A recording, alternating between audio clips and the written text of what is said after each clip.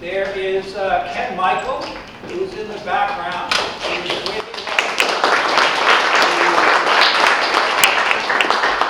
the president of the Historical Society. And then I believe my brother David is here somewhere. David? I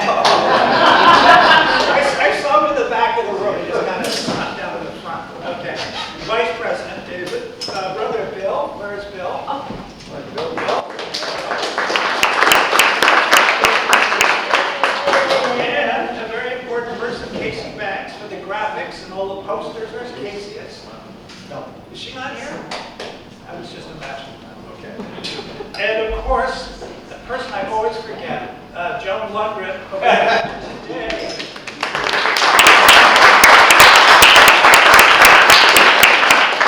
Has really once again set up a magnificent spread for us. So thank you, Joan. I wanted to talk very, very briefly about Jay and Chris and the things they have done for Easton, which I'm sure most of you don't know about. But one thing in particular was the Shovel Works and coming to the rescue on that. I remember Chris gave me a call. I used to say I called Chris, but I have to admit Chris called me about the Shovel Works getting developed and what a mess that was going to be, the way that the developer then had it set up. It absolutely ruined it. So he got in touch with Jay, and they put a group together, which was quite effective. There are 4 or 5. There was Jay as the lawyer, and we had architectural historian being Chris. We also had a designer, and we also, did some of the layout for apartments. Our own scheme, their own scheme. And we had, it turned out, which was very nice to have, was a commercial real estate broker. And he was just great with how you finance all that stuff. Well, to make a very, very long story short, we came up with a scheme. Oh yeah, and they worked at a reduced rate. And I must give a shout out to my mother, Esther, who gave $75,000, which helped a lot with expenses. And this was a scheme we presented that had less apartments, did less, could meet the Secretary of Interior standards for rehab, and would make more money. And this was great because this had, most of the permitting and stuff had been done, the plan was ready to go, and we prevailed. And thank you, Jay. And Howard Cohen stepped in, and what you see today is what that plan was, basically, that was developed by this group. Now, don't get me wrong, it was a very long process. The town was very much involved. There was a lot of financing. But I don't think what you see today would be there if it wasn't for this group. So we all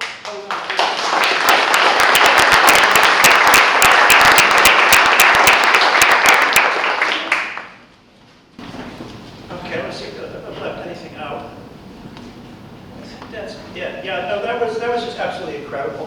And there came a time when the communication had broken down. There were death threats during this negotiation.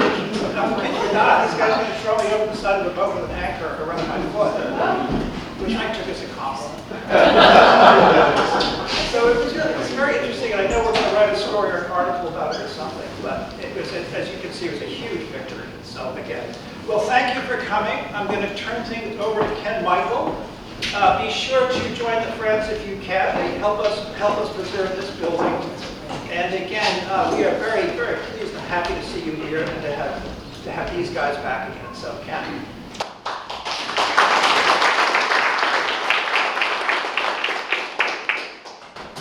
Thank you, Fred. Yep. As Fred has told everybody, I'm Ken Michael. I'm the president of the Easton Historical Society and Museum. I just want to thank everyone for coming today. Fred did forget to thank a few people, so I'm going to do that. He told me I should follow up like that. So, anyway, one of the folks that really deserves a lot of thanks for the publishing and publication of this is the staff writer for the Easton Historical Society Museum, and that is Ann Drury, who I saw come in, but I don't know where she's hiding. So, Ann, if you could, over there.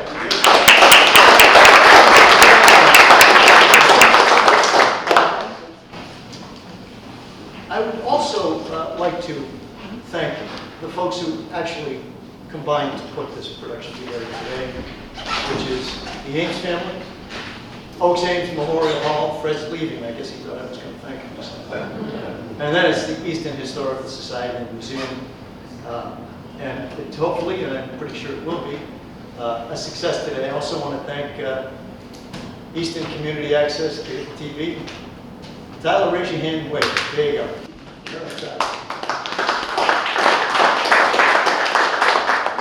I think this is fitting, since this is the 300th anniversary of the Town of Easton, that we have this presentation. And in that vein, I would like, if we could all take a moment of silence in memory of Hazel Varela. And without Hazel, there would be no Historical Society, there'd be no railroad station, which we received through the generosity of the Ames and Parker families. And I guess if I had to characterize her in terms of what we have here in Easton today, I'd have to call her the iconic First Lady of the Easton Historical Society Museum and of historic preservation in the Town of Easton. So if we might have a moment of silence in memory of Hazel, who passed away on March 27th.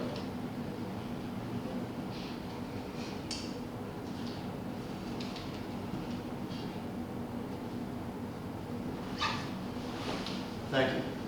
And to that end, I'd like to introduce the panel today, starting with Hope Mayo.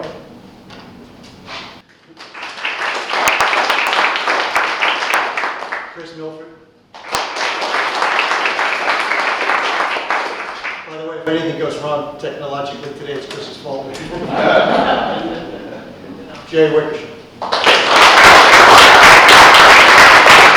And just as a matter of business, if anyone would like to purchase one of the volumes of H.H. Richardson, they'll be available in the back. You can also have them autographed by these three folks who are the authors. And on that note, I will also say there'll be a question and answer period after the presentation. So on that note, I give you Jay Wickersham.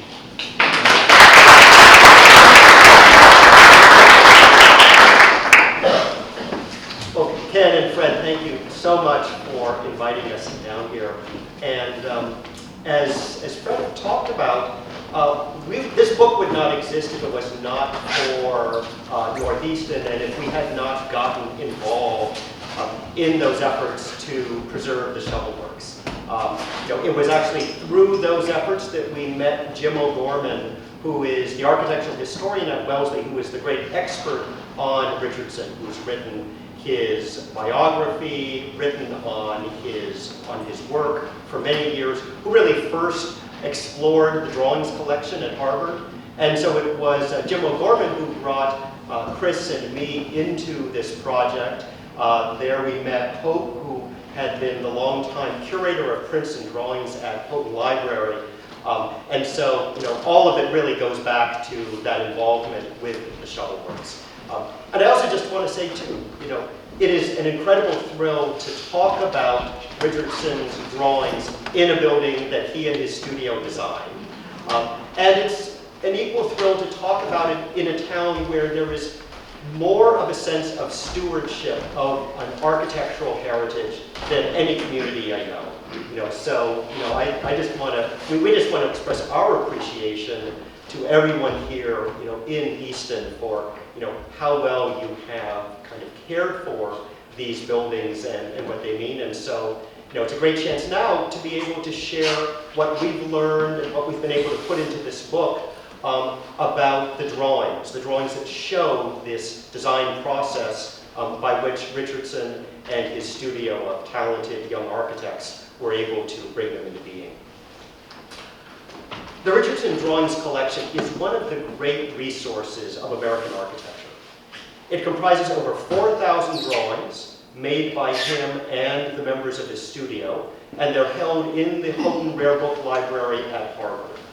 And up until we were able to put this book together through the Monticelli Press, they have been largely inaccessible. Partly because the drawings themselves are so fragile, because there are so many of them.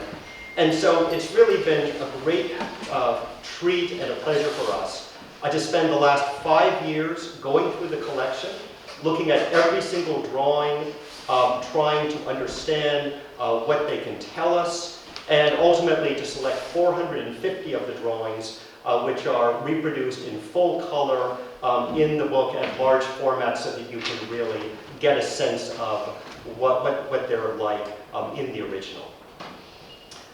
There's a lot of different stories one could tell with the drawings.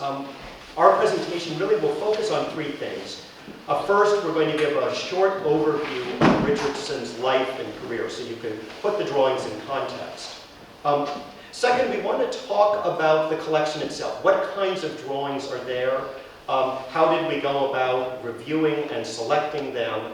Who are the people in the studio who made these drawings? And then finally, in particular here, we're going to now talk about this incredible heritage here in North Easton and share drawings of all of the major buildings here, as well as buildings Richardson designed for the Ames family elsewhere, to really give you more of a picture of this design process.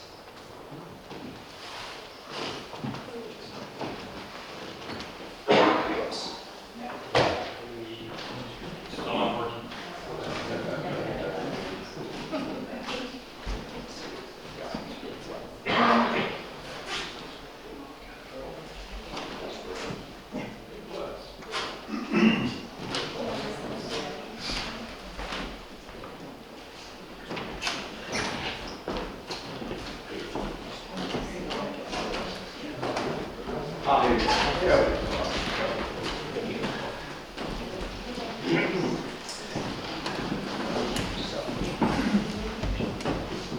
So Richardson is often thought of as the quintessentially Boston architect.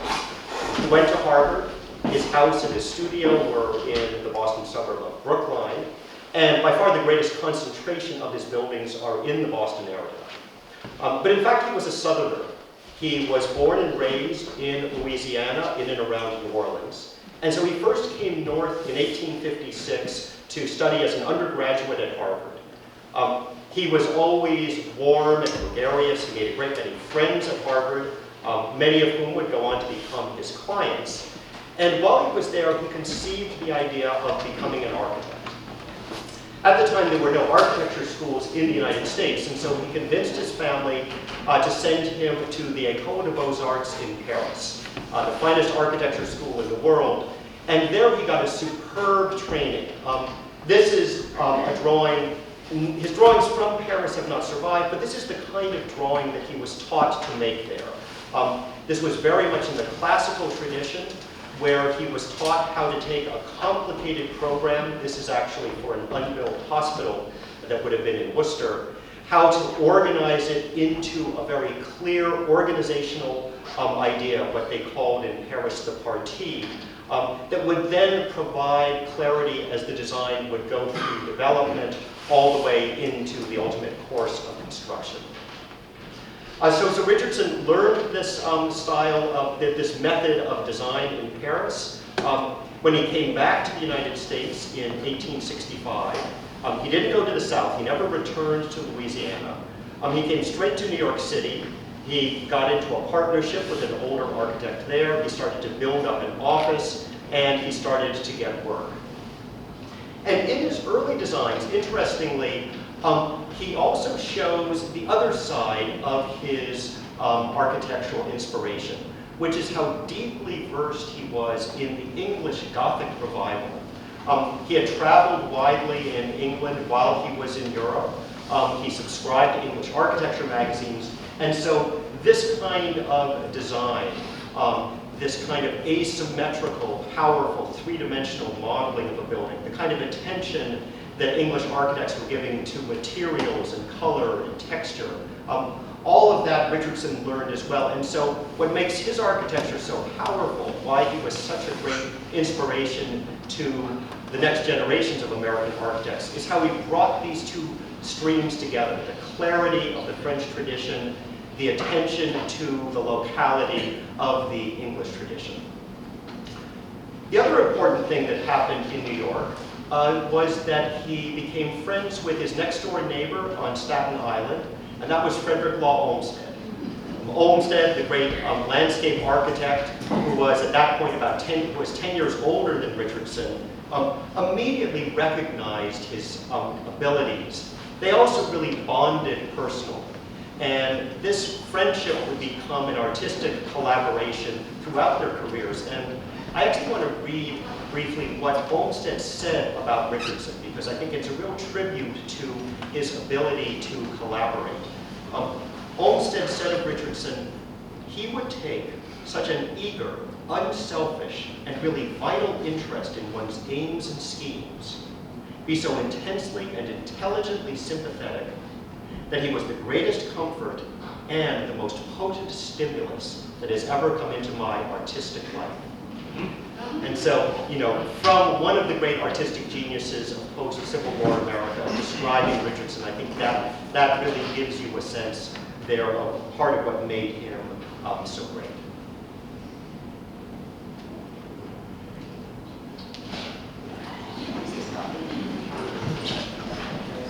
Excuse me, quick question. Yeah. Is that building still up? It is, yes. This is a courthouse in Springfield, Massachusetts, and it still stands today. It's been modified a little bit, but it's essentially there.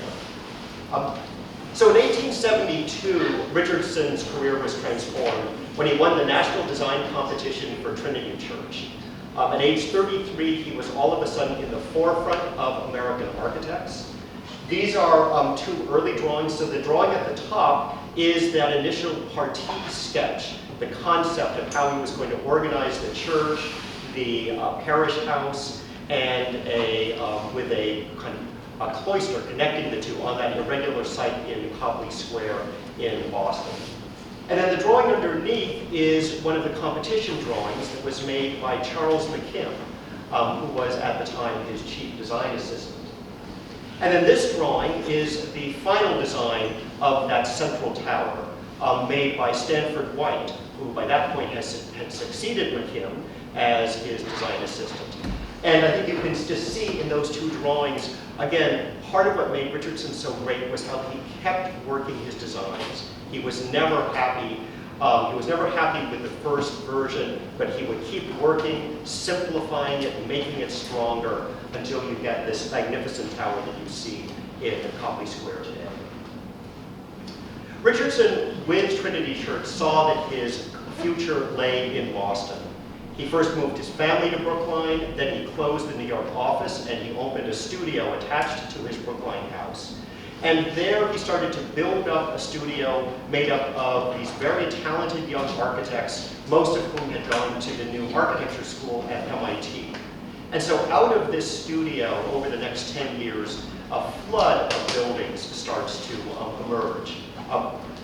Every possibility that an ambitious architect in post-Civil War America might want to tackle, Richardson would tackle. He said, I'll design anything from a cathedral to a chicken coop. And so you can see the range from magnificent civic buildings like this courthouse, which still stands in Pittsburgh, to really inventing the shingled seaside or suburban house, what Vincent Scully, the architect and historian, called the shingle style. This is a house on the Stoughton House on Brattle Street in Cambridge. Up to the new commercial office buildings that were popping up in downtowns all across America. This is his wholesale store for the Marshall Field Company in Chicago. And this was one of the great inspirations to Louis Sullivan and Frank Lloyd Wright and the Chicago architects who would go on to develop the modern American skyscraper in the next generation. By 1885, Richardson stood so high above his contemporaries that when the AIA had a poll of the 10 most beautiful buildings in America, 5 of them had been designed by Richardson. Trinity Church was at the top of the list, and this building was also on that list of the 10 most beautiful buildings in America. The next year, Richardson was dead. He died at age 47, at the height of his career. He had been sick for a long time. He suffered from an untreatable kidney disease. There were times when he had to be recuperating in bed for weeks at a time. And so his assistants would bring drawings upstairs, pin them to the cork walls of his bedroom, so that he could have critiques of these designs in process while he was in bed. But still, his death was a terrible shock, and so we owe a great debt to his 3 young assistants, Shepley, Rutan, and Coolidge. They formed a successor firm. They finished a number of the buildings under his name that were still in process, including the courthouse in Pittsburgh and the Marshall Field wholesale store. And they were the ones who saved the drawings collection, all 4,000 drawings. They kept them in their offices in Boston, and then in 1942, when Harvard built the Hope Mayo Book Library, they were donated to Harvard, where they have been ever since. So now we're going to talk about the drawings themselves. As I said, so they range a great deal in size and type. Some are very large. This is a presentation drawing for an unbuilt cathedral that would have been in Albany, New York. These are a set of drawings that were issued for Trinity Church to the builders for them to do. It was a pricing set so that they could check the cost and whether it was within the budget. And you see Hope and me there in our masks. The 5-year process took us all the way through the pandemic, took us through a closure of Houghton Library. It was being renovated. We had to camp out in various other places in the Harvard library system. So we had the drawings brought to us, from these kinds of drawings to some of them are just sketches as small as 2 by 3 inches on pieces of tracing paper that again had been carefully saved by the successor firm and are now again carefully preserved in the Harvard Library. So what we set out to do was to look at all 4,000 drawings. There are approximately 100 different buildings represented there. They had roughly been organized that way, but no one had ever tried to figure out what was the succession. How could you trace the design of the individual buildings from the initial sketches all the way through the construction process? It was a challenge because almost none of the drawings are dated. Almost none of the drawings are signed or even initialed. And so we really had to study the drawings themselves to try to figure out what story they could tell. And so I'm going to show you some examples of the kinds of drawings, and then we're going to look at the buildings here in North Easton and the process of design that we were able to decipher for these buildings right here. Wherever possible, we would begin with Richardson's own sketches. In the first 10 years or so of his practice, he kept these in this bound notebook that is at Harvard. And so he would draw on the brown paper in the notebook. These are the kind of partie sketches. This is for a hospital in Buffalo. And so here he's looking at different ways to organize the various buildings of this large complex. And there in the middle is a little sketch of what the central administration building might look like. Here's a series of diagrams for the floor plan for a summer house in Newport, Rhode Island that still stands, the Watts-Sherman House. The numbers all around are something that he was constantly doing. Basically, he was adding up how many square feet or how many cubic feet the building was, multiplying it out by unit costs to try to add up what was the rough cost. Constantly trying to check his design against the client's budget. But we also particularly love this sheet because it also captures an aha moment. Here, scrawled across this page that otherwise is full of diagrams of a house, is his final solution for the central tower of Trinity Church. At the point that he made this sketch, he had been wrestling with Trinity Church's design for 2 years. He had never quite been happy with how the tower had worked out. And the engineers kept sending him back to the drawing board. They kept coming back and saying, there's too much masonry, the weight of the stone and the brick is not going to be able to be supported by the foundations in the landfill and the muck of the back bay. You need to rework it. And so here on this sheet, he suddenly figured out this is the form, the simplified form that I can give the tower.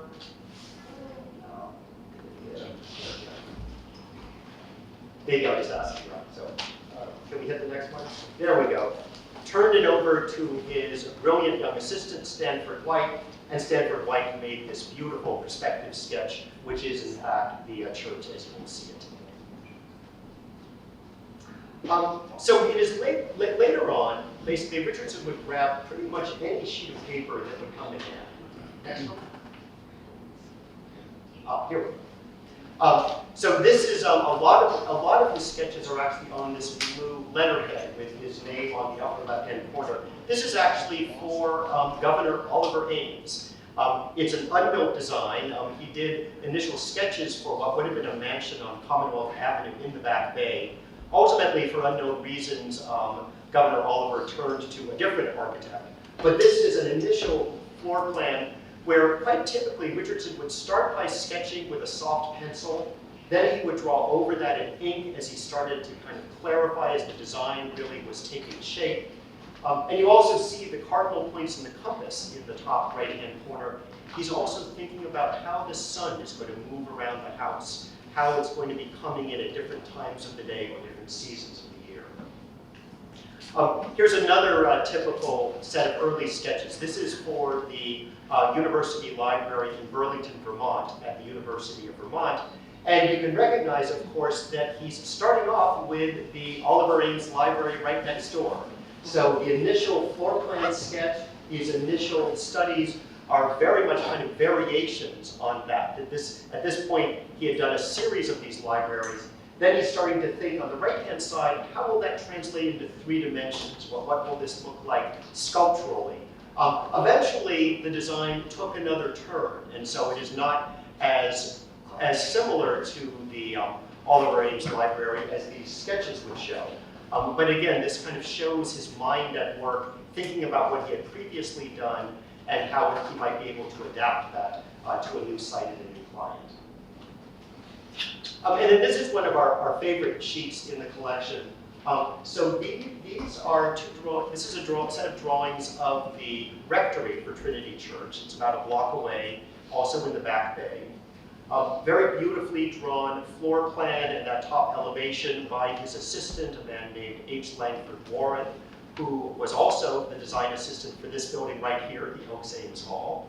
But if you look up close, you can also see all of these scribbles and notes, and they're in 2 different hands.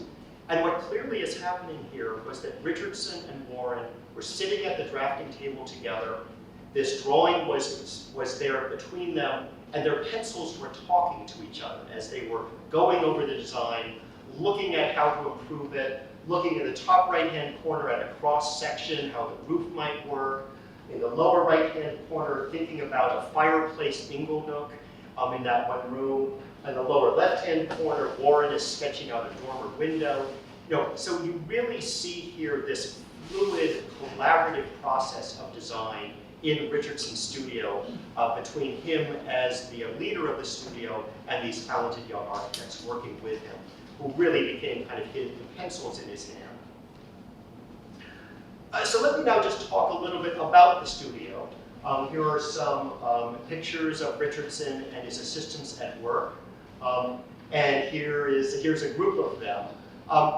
And one of the things, again, we were very interested in is their role. Of the over 4,000 drawings in the Harvard collection, only about 200 were by Richardson himself. All the rest were by the studio assistants. And so what this shows is another part of his genius was his ability to delegate, to allow these assistants to kind of exercise their own artistic skills. They would go on to become the leaders of the American architectural profession in the next generation, but always to guide them and to make sure that at the end of the day, it was a Richardsonian building. His buildings, as you know, are so distinctly his own. And so that ability to work with these talented assistants and yet to come up with something that was true to his own design intent is part of the fascination of the collection and what we were able to learn. I'll talk about a few of them. This is a drawing by Charles McKim, his first assistant, who had gone to the École des Beaux-Arts in Paris after Richardson and had learned this magnificent style of ink and watercolor rendering. This is a cross-section of Trinity Church, the initial competition drawings. showing the initial ideas of how the interior would be painted, the decoration would go on in a somewhat different direction under the direction of John Lafarge, and also how the sun is coming in through the windows, the quality of light in the building. When McKim left, his place was taken by Stanford White. Stanford White came into Richardson's studio as a 16-year-old. His entire architectural education was the 8 years he spent working for Richardson. He was by far the most talented artist who ever worked for him. He had a particular flair for interiors. And this is a watercolor sketch of the interior of the Senate chamber in the New York State Capitol in Albany. Just imagine having someone working for you who could dash something like this off, and who also, when he wanted to give it a little extra pop, would come up with some gold leaf, which he would throw on the drawing there to just sort of give it that extra flourish. Now, when White left the studio to join McKim and form the famous firm McKim, Mead and White, his place was taken by H. Langford Warren. Warren would ultimately go on to found the architecture program at Harvard and educate a whole new generation of architects. He had come from England, and so he had a particular feeling for English medieval architecture. This is an early drawing of the rectory for Trinity Church in the Back Bay. And so you can kind of get his feeling for materials and his feeling for this kind of powerful three-dimensional massing of a building. Another assistant who came in was named Alexander Wadsworth Longfellow. He was a nephew of the famous poet. He had also gone to Harvard and studied in Paris. He thought very highly of himself. And he would write these very chatty letters to his mother.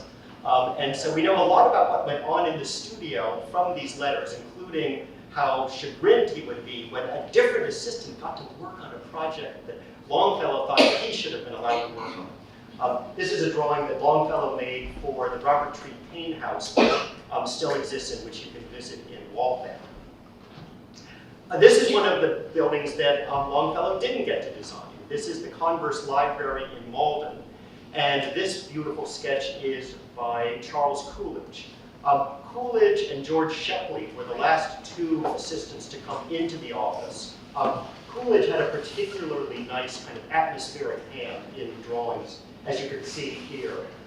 And so the two of them would then go on to become two of the three partners in the successor firm that carried on Richardson's practice and that still exists today under the name Shepley Bulfinch. Shepley Bulfinch firm in Boston is the direct lineal descendant of Richardson's studio. Once the design had been set, particularly for competitions or for major presentations, they would make very beautiful, large presentation drawings. This one, which we use on the cover of the book, is for Trinity Church. And this actually is a good example of how Richardson was never content. When they finished, this was made after Trinity Church had been finished in 1877, but he didn't like the way the entrance front, what was on the right-hand side of the drawing.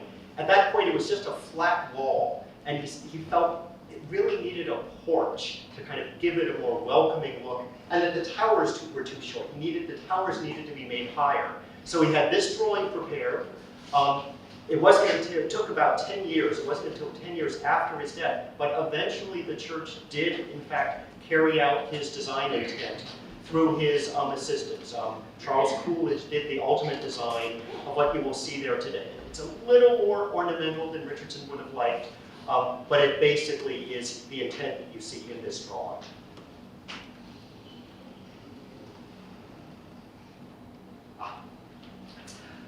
Another wonderful thing about the Harvard collection is that they also have construction drawings. This is actually a drawing that would have been prepared by another important person, Charles Rutan. Charles Rutan was the office engineer, and he would join Shepley and Coolidge to form the successor firm. And this, which is really a very beautiful graphic design, is also a very challenging piece of engineering. This is the foundation system that holds up Trinity Church. With wood pilings driven into the muck, a mat of what's called a mat foundation, and then these great pyramids of stone rising up to pick up the four big central piers of the church.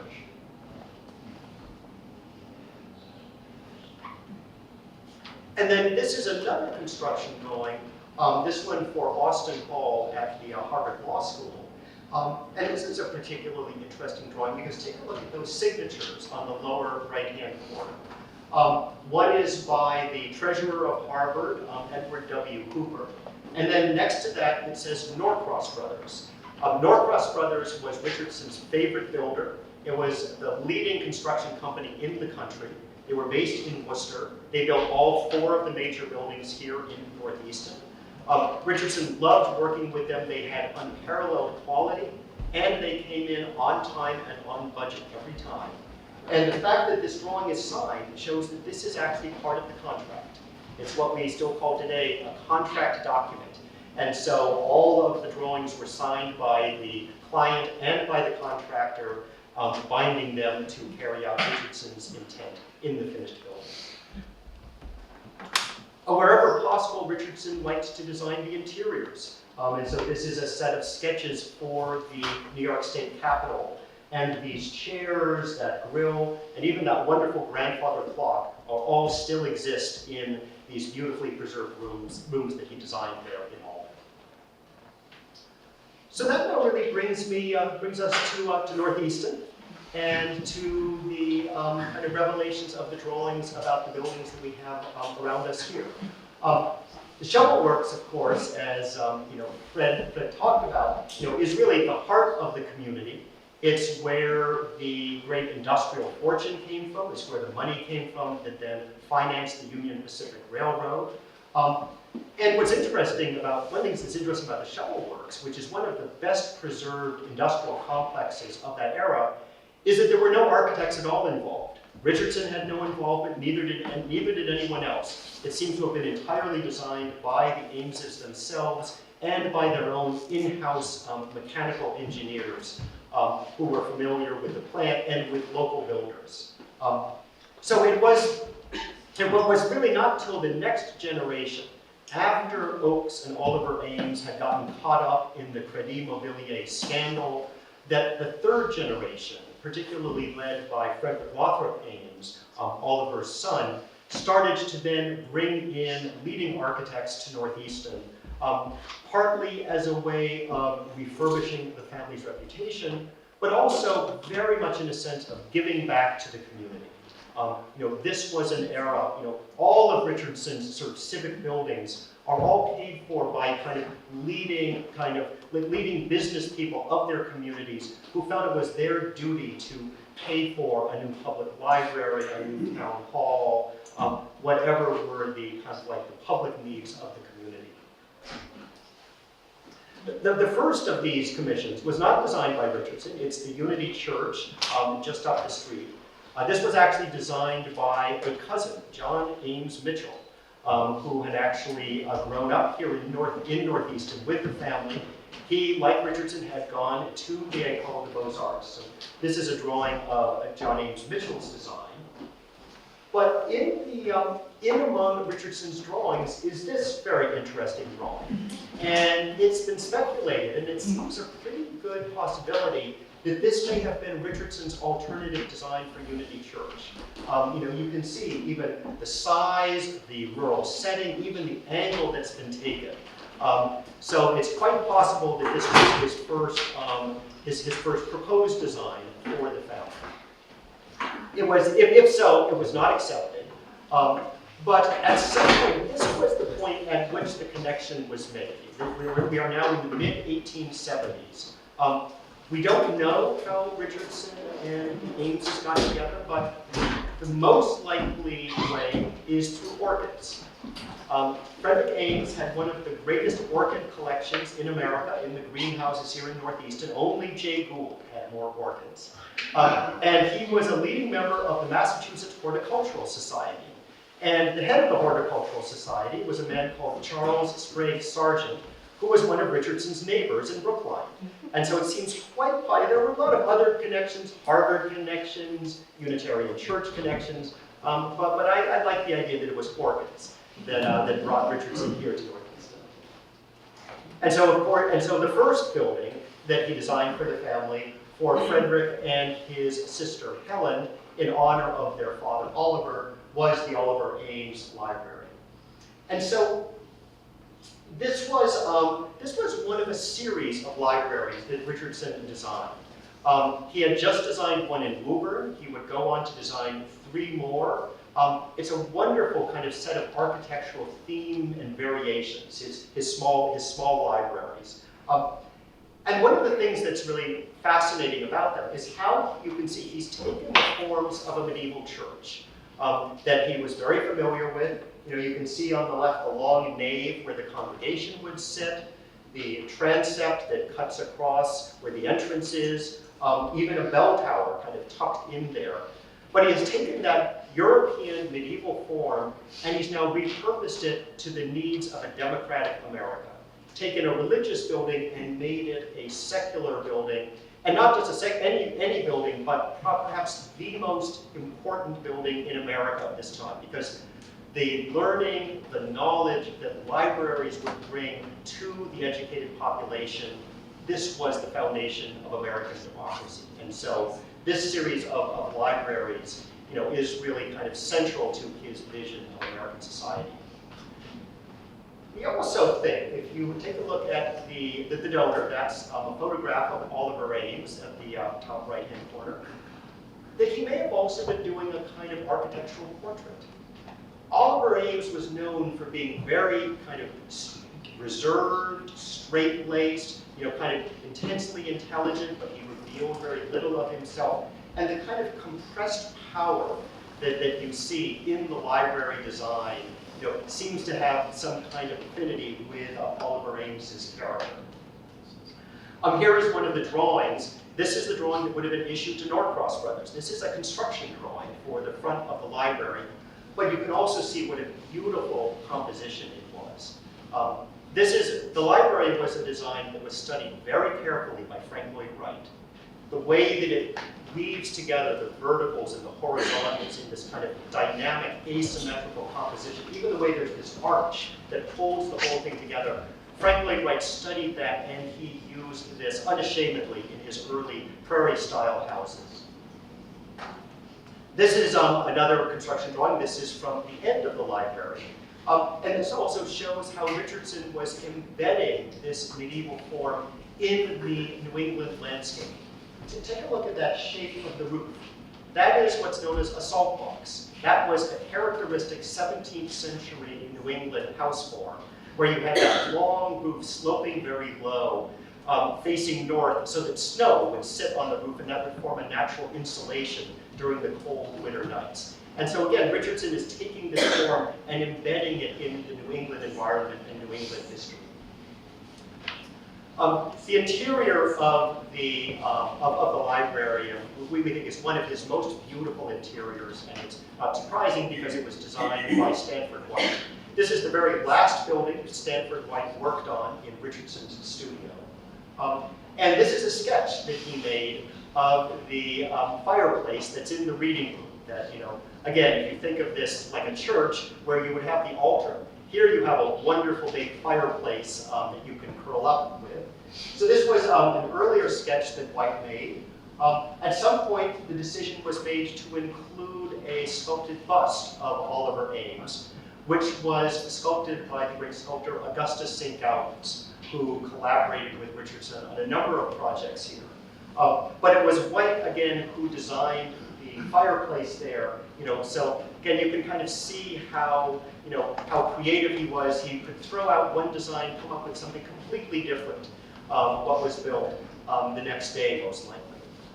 If you're familiar with the library, you'll know, of course, that that stone bust was ultimately replaced by a bronze relief, also by St. Gaudens. But the rest of the stones surround, designed by White, is all still there.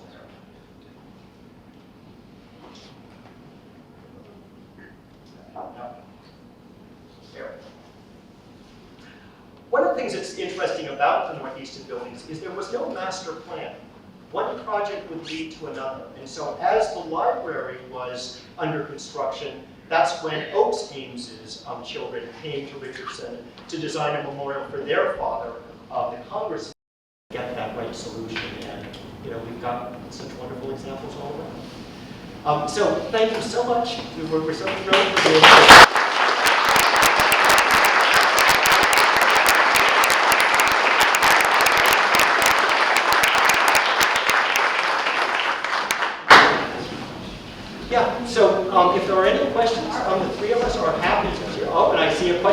in the back. Jay, wonderful presentation, very well learned a lot. So how does the gardener's cottage fit into the game? Yeah. So yeah, we sort of ran out of, we couldn't quite fit everything into the presentation. So the gardener's cottage was the last of the buildings in North Easton. Apparently the gardener's family was just growing. And so at a certain point they grew out of the first floor of the gate lodge. And so they asked Richardson to design this very simple wooden cottage. That cottage also, Henry Russell Hitchcock, writing in 1930, said, "I still think this is the best model for a small suburban house that has ever been made in America." Now what you see in the gardener's cottage, it was expanded, and the Shepley firm expanded the second floor. So it's a little bit bigger than the original design. But most of the detail is still there. So that was the final in the sequence here.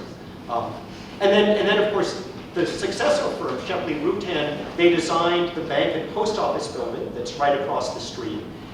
Very much in a style consistent, of course, with Richardson's work. And they designed the Ames building in downtown Boston. The three Boston commercial buildings we showed, they were all torn down. So tragically, none of them exist. But the Ames building which was built several years later, is still there. More questions? Yes. You said there was this building's in Waltham. Yeah.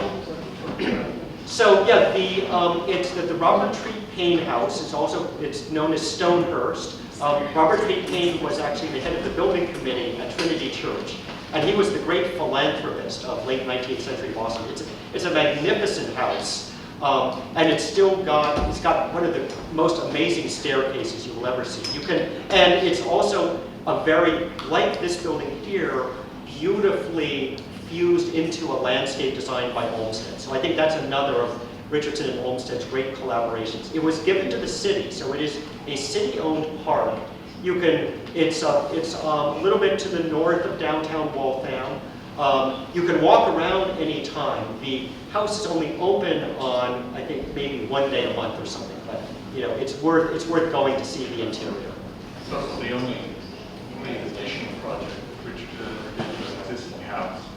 And you go there, and mostly what you see is the Richardson building, but the original house sits off in the back on the side, which gets overwhelmed by much as his studio did. Yeah, Ken. Question, excuse me. Bill stole my first question. But the question I have is this. How many of these buildings here today could be built today, given the current regulatory climate with regard to building and zoning and so forth? It would look different. It is a challenge, although many of the buildings have made an effort to really try and make themselves more accessible, which is part of the building codes today. Energy efficiency is part of the building codes today, so the outside walls would all have to have been insulated, and there would have had to have been efficient heating systems and LED lights. But they could be achieved in different ways. Just talking about the locations, actually. The locations, again, it would have been an accessibility question here, but we've been able to accommodate that with the parking behind. The locations of the siting of these buildings is really quite magnificent. Jay talked quite a lot about this particular building. The railroad station has a gateway between North Easton and Boston. It's a lovely building. And I would argue that the gatehouse itself is one of the most remarkable buildings that Richardson's ever produced. Thank you. Yeah, in the back, and then David. Yeah. Yeah, one minor alteration to your presentation is that initial slide on the Springfield Courthouse is Hamden County, not Hampton. Thank you for that. Yeah. David. There's a building downtown that looks very much like the Richardson commercial buildings. I think it's the Corn Exchange. Yes. Yeah, and that is by, it's the Corn Exchange It's actually quite a bit like that first one I showed, the one on Bedford Street, which had sort of like the spiky top. Yeah, and that was designed by the successor firm, by Shepley, Rutan, and Coolidge. It's interesting, they early on, for a while, they continued to work very much in Richardson style, and so did McKim, and White. McKim, and White, who we think of as great classical architects. They designed Boston Public Library, which faces Trinity Church on Copley Square. But their early work in the early 1880s was also very much in Richardson style. And then sometime, particularly after the Chicago World's Fair in 1893, American architecture went in a much more classical direction. And the Shepley Rutan firm went in that same classical direction as well. Yes? In the series of railway stations and libraries, where do ours place? Are they first, last, in the middle? Actually, they're both quite early. So the library here is the second in a series of 5. Then there's one in Quincy, which is even more compressed. Then there's one, University of Vermont is a little bigger, and then there's an interesting, the one in Malden actually has an L shape. And this is also one of the earlier train stations. It's not the first, but I think I think they had done a couple of train stations before the North Easton one. But I think most people would say that this is, by far the best of the ones that have survived. There was another one in Chestnut Hill that also had a very dramatic use of arches that was demolished. So it's an early one and it's a really good one.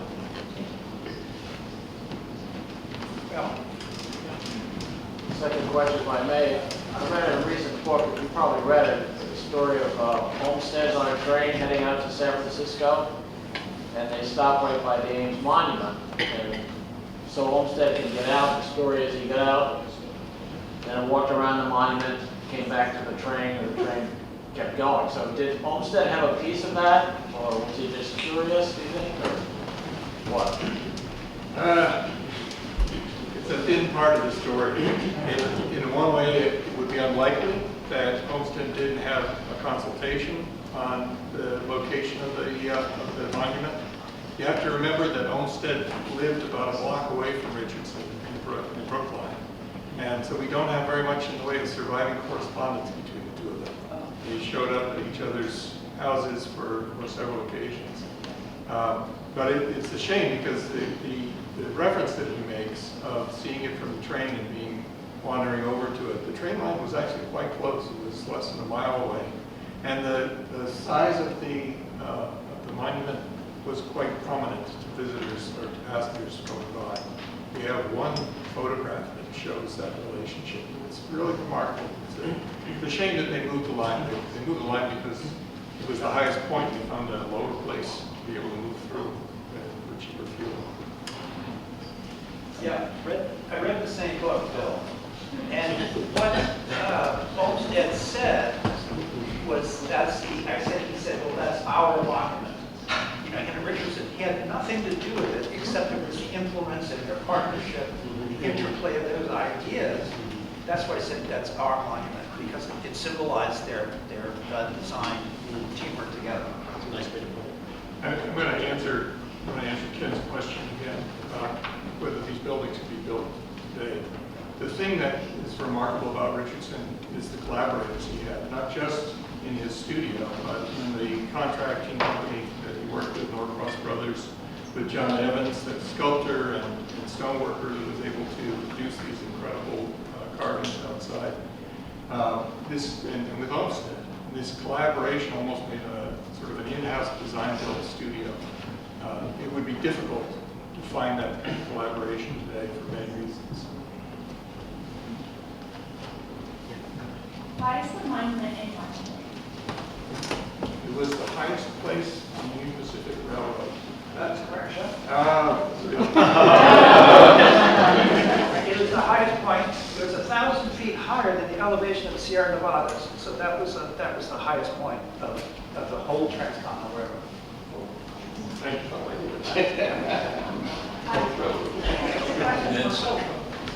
I'm curious what the state of the drawings was when they came to Houghton, and also what the preservation issues are going forward. I don't know much about the state when the drawings first came to Harvard.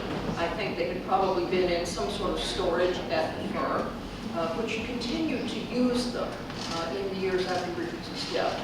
They were not infrequently called on to make additions to or alterations to the buildings, and they always, they consulted those drawings, and the collection at Brooklyn actually includes some later drawings that relate to these modifications in buildings. I think the first person who reported to me about the condition when he saw them was James O'Gorman, who examined part of the collection before 1974, when the first exhibition of Richardson drawings took place at Harvard in the Frog Art Museum, actually for the purpose of commemorating the anniversary of Richardson's move to Brookline. There's a catalog from that exhibition that is still a fundamental reference work for Richardson. But Jim told me at one point that he was certain he didn't see all of the drawings because some of them were still packaged up. There may at one point have been an album that contains, not the scrapbook, but another album that contains some of the smaller drawings. A few people had access to them in the period, well, from the 50s until the 90s. They came to Harvard in 1942. Obviously, no one was paying much attention to Richardson drawings until the university began to recover from the after effects of the war. But we know of a few scholars who were admitted to examine them during that period.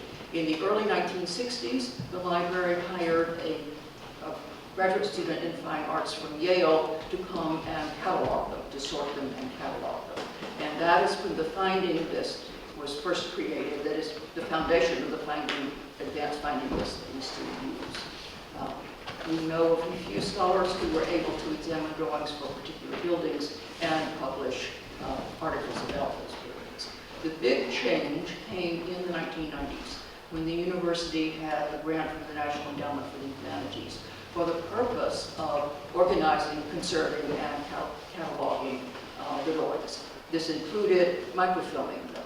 Black and white microfilm is not an ideal medium for reproducing architectural drawings. The result of that, the immediate result of that, was that scholars who wanted access to the drawings were told to use the microfilm.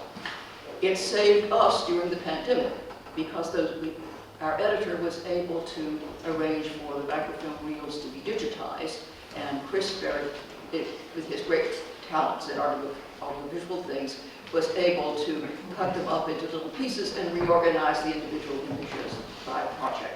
And during the year and a half when Hope Mayo Library building was closed, we continued to meet every Monday morning on Zoom and to look at drawings on the screen and talk about the kinds of questions that Jay described. And then after the library reopened, we went back and looked at all the originals that we had not seen previously.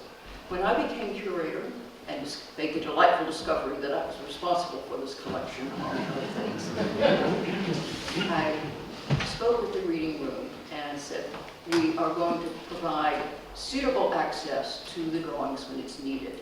When people contacted me, researchers contacted me, so go to the reading room, look at the microfilm, decide what you're interested in, and then we will talk about making arrangements for you to examine the original drawings, which was very educational for me because I had to service the drawings and I had to supervise the readers, and it gave me the opportunity to talk with these various researchers about what they were interested in and why. So that's really the point at which I left things. Certainly the reading room accommodated us when we wanted to see all 4,000 drawings over a period of several years with interruptions.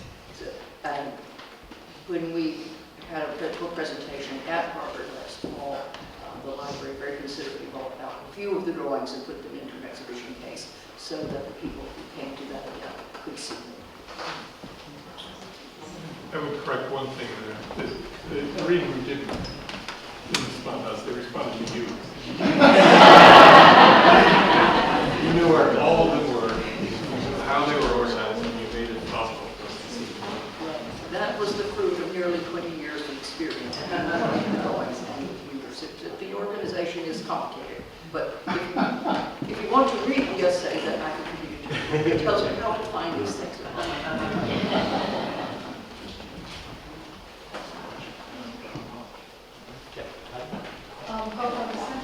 Are there, to your knowledge, is this the extent of all of the Richardson drawings exist? Or are there some in other institutions like private ones?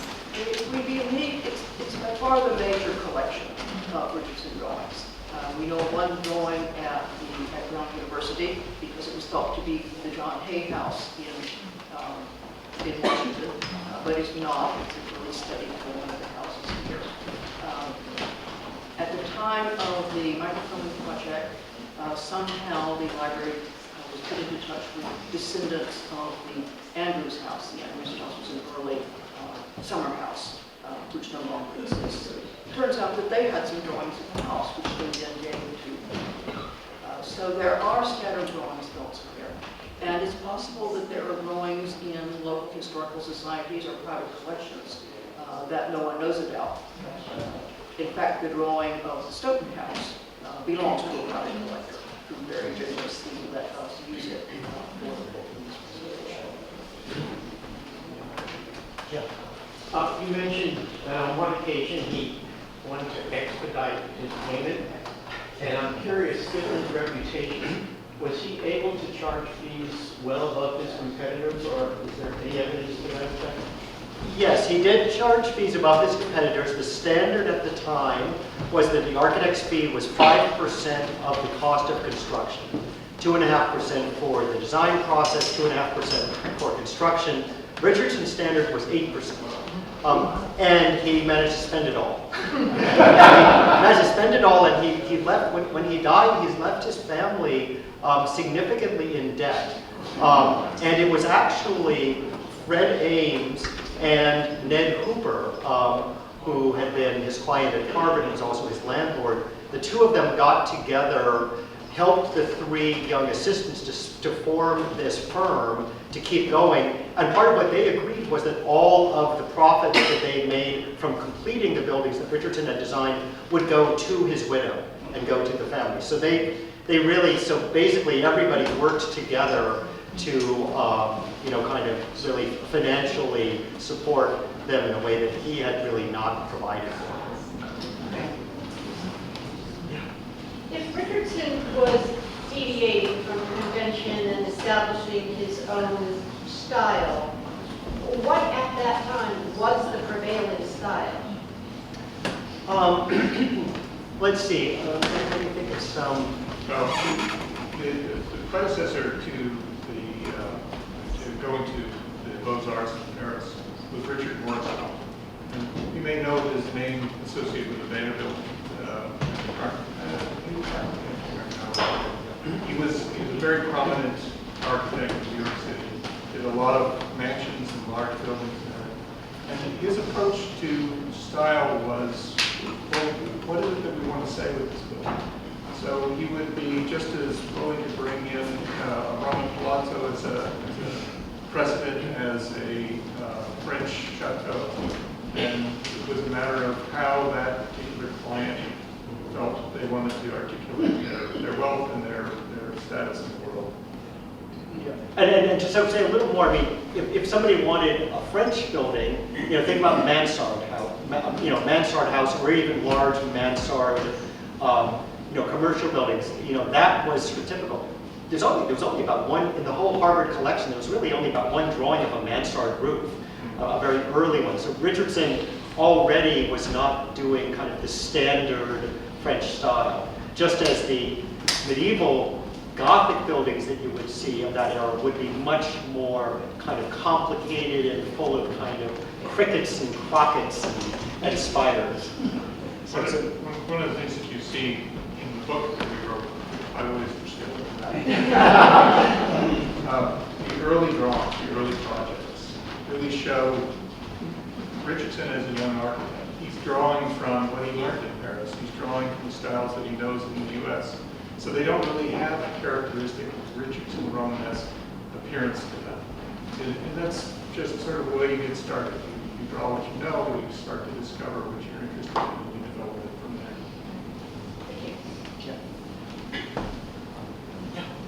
I recall when driving what used to be the Central Artery in Boston, there was a building that looked a lot like that first commercial building, that it was the Ames building. Is that ring a bell? No, actually, that's the same one. Someone else had asked about it. It was actually the Corn Exchange. Yeah, I was wondering, but it did say Ames on it. It did? I recall driving to the Central Artery. Yeah, on Court Street. Yeah, I mean, On right Court next Street? to the Central Artery. You could see it when you were Oh, going that, no, elevated. that, No, there was that's- another that's a page- architectural well, that's a firm page in building. there. Yeah, John Brandon used to be in there. That's the Granary building, they used to call it the Granary building. Yeah, that's Right what out of Brandon the was. expressway, you can see it Yeah. from the side. But there is an Ames building Yes, there's an on eight. Court Street. Yes, yeah. And there's another building across the way that the successor firm also designed for the Ames family called the Easton building, in fact. So, well, Check. Great. yeah. The last building you did on Harrison Avenue, does that still exist, or is that? No, all three of those Boston commercial buildings were torn down between the 30s and the 40s. Actually, the first one burned, it was rebuilt by the successor firm and then was torn down. So they've all been torn down. So, shall we go for questions?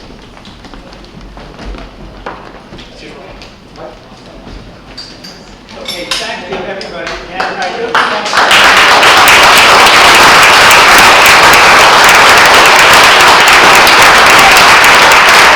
It's really nice to get Hope out here. We don't see enough of Hope. Incredible amount of work. And then Chris and Jay, to Easton, it's great. We get to see it. It draws attention to Easton. This book helps with us with historic preservation, so I have to thank you for that. All the years. And Chris, isn't there something about the shovel company and the water power days that you were looking into? No, it's Oh, going by the wayside on this project. well, we got to do that, and that would be nice, so it just it helps with the body of knowledge we have about these buildings, and it helps with the publicity and everything, it's just marvelous you guys came along. And they do have this book.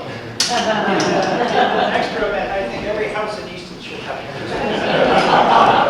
Right? And there's also, these are the commercials, if you want to join the Friends of the Hall, please see John, stand up, John, there's John. Happy to sign you up. It's very important to us for you to become a friend of the hall.